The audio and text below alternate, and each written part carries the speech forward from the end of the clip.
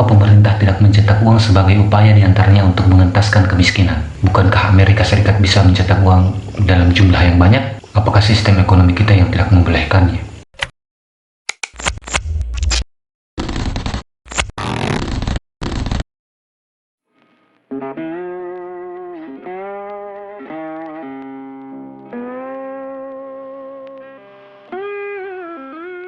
Media kita telah banyak mengangkat berita mengenai ekonomi Indonesia, terutama tentang kemerosotannya yang menyebabkan ketimpangan kian dalam antar kelas sosial. Per September tahun 2020 saja, angka kemiskinan meningkat sekitar 27 juta orang. Fakta bahwa ekonomi diguncang habis-habisan oleh pandemi tak bisa disangkal. Bahkan ada 19 juta penduduk usia kerja yang terdampak.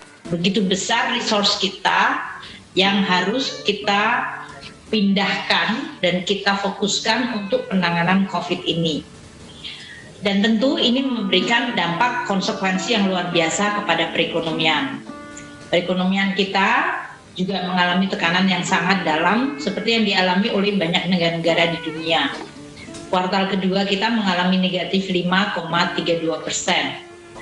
Dan meskipun di kuartal ketiga mulai menunjukkan tanda pemulihan yang didorong oleh aspek-aspek seluruh agregat demand kita, yaitu konsumsi pemerintah yang memberikan sumbangan luar biasa bagi pemulihan ekonomi. Namun kita juga melihat konsumsi masyarakat.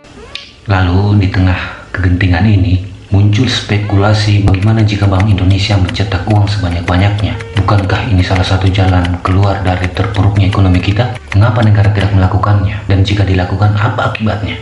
Spekulasi jenis ini bukanlah hal yang baru. Jika kita mundur ke belakang, kita bisa menemukan ada sekian banyak pertanyaan yang serupa. Berikut pula jawabannya. Mekanisme pasar misalnya, sampai penurunan nilai rupiah atau inflasi.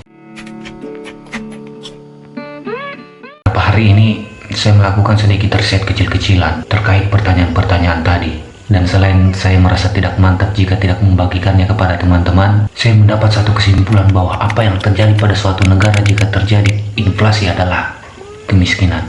Inflasi diartikan sebagai kenaikan harga dan jasa secara umum dan terus-menerus dalam jangka waktu tertentu. Tapi ini bukanlah kabar baik, karena bersamaan dengan itu, ekonomi melemah, daya beli menurun, pendapatan real masyarakat juga ikut berkurang. Dan ini pun belum termasuk dengan tingkat pengangguran yang akan semakin banyak. Ya, sebab jelas saja sia-sia uang beredar banyak jika tidak sebanding dengan produksi barang dan jasa. PHK besar-besaran pasti akan terjadi. Dan menariknya, salah satu penyebab terjadinya inflasi di suatu negara ya itu tadi, bertambahnya uang yang beredar di masyarakat. Apa sebabnya?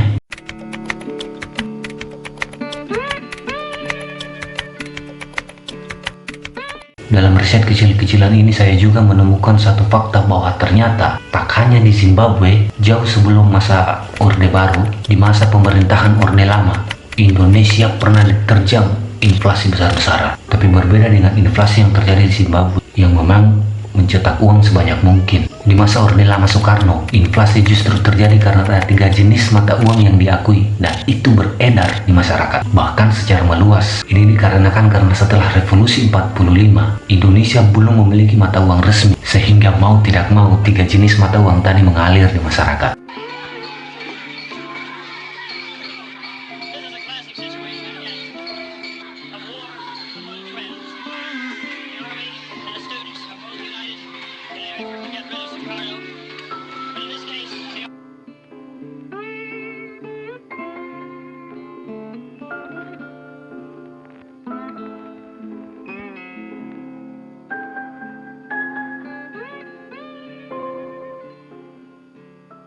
Krisis ekonomi yang terjadi di Zimbabwe itu berlangsung panjang. Puncaknya terjadi pada tahun 2008 ketika uang tidak lagi bernilai. The Guardian mencatat inflasi di negara tersebut mencapai 231 juta %. Ini inflasi atau hiperinflasi. Krisis di Zimbabwe sebetulnya dipicu oleh perang di Republik Demokratik Kongo. Ya, namanya perang pasti membutuhkan biaya yang besar, lalu diperparah pula dengan utang yang semakin mencekik dan terutama penurunan ekspor barang. Ya, karena tentu situasi politik yang kurang baik di sebuah negara bisa memicu kerjasama antar negara berhenti. Ini konsekuensi logis memang. Dan di tahun 2008 itulah puncak segala puncak. Mata uang tak bernilai, tak ada harganya. bahkan membuat warga Zimbabwe lebih memilih sistem barter daripada menggunakan uang. They say they're waiting to die, some of them alone. They are the forgotten victims of Zimbabwe's economic crisis, and they're penniless. But the irony is that some of them have good jobs, but the money they diligently put away for retirement is gone, eaten away by the country's soaring inflation levels. They say the 1 million Zimbabwe dollars a month they get from government, less than 1 US cent, is pathetic. Bits and pieces which never comes to anything. You can't even buy sugar with it. Esther was an air hostess for 35 years. She's given up complaining to authorities about her pension. You get cross work to whom? Where can you go into vote to whom? You can't go into vote anyway. You have to just forget. Get what they give you, that's all. On a good day, they eat twice a day. But food is not always enough. Shopping for more is not an option. I'm holding in my hand 1 million Zimbabwe dollars, but what can I buy with it these days? Here at this local market, a batch of tomatoes will cost me 10 million Zimbabwe dollars. A nachi will cost me 2 million Zimbabwe dollars. Bagaimanapun ini membuat negara-negara dan organisasi kemanusiaan turut membantu. IMF bahkan memberi perhatian khusus pada Zimbabwe dengan membantu sistem perekonomian mereka. Jadi itu, inflasi sesungguhnya bisa terjadi karena banyak hal. Situasi politik, jenis uang yang beredar terlalu banyak, dan tentu mencetak uang dengan suka-suka. Terus, bagaimana dengan Amerika Serikat? Pemerintah dan Bank Indonesia menilai pelemahan nilai tukar rupiah selama sepekan terakhir terhadap dolar Amerika merupakan dampak dari kondisi ekonomi global.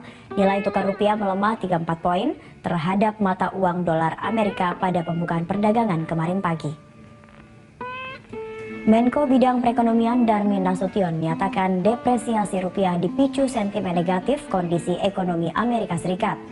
Menurutnya, pelemahan nilai mata uang juga dialami beberapa negara lainnya, khususnya setelah The Fed memberi sinyal kepastian menaikkan suku bunga. Senada dengan Darmin, Deputi Gubernur Senior Bank Indonesia Mirza Adiatwara menilai pelemahan didukung oleh beberapa faktor, seperti kebijakan reformasi pajak Donald Trump. Sejak 20 September, kurs rupiah melemah 0,22%, sementara mata uang rupiah India melemah 0,4%. Yen Jepang melesu 0,33% dan renminbi Tiongkok melemah 0,24%. Inilah hebatnya Amerika, bukan karena ada Obama atau Donald Trump di sana. Kita tidak bisa menampik kenyataan bahwa uang dolar berbeda dengan uang rupiah. Berbeda dalam soal apa? Ya berbeda dalam banyak hal, tapi terutama satu fakta bahwa di belahan dunia manapun dolar tetap dapat digunakan sebagai alat transaksi. Apa rupiah demikian? Inilah mengapa mencetak uang dolar dalam jumlah banyak menjadi sah-sah saja bagi Amerika. Artinya, permintaan terhadap dolar itu tinggi. Tidak saja di Amerika digunakan, mata uang yang lain ya tunduklah. Tapi bukankah dengan adanya fakta ini justru membantah pengertian inflasi? Apa yang membuat ekonomi Amerika kuat? Kita bahas di video berikutnya. Sampai jumpa.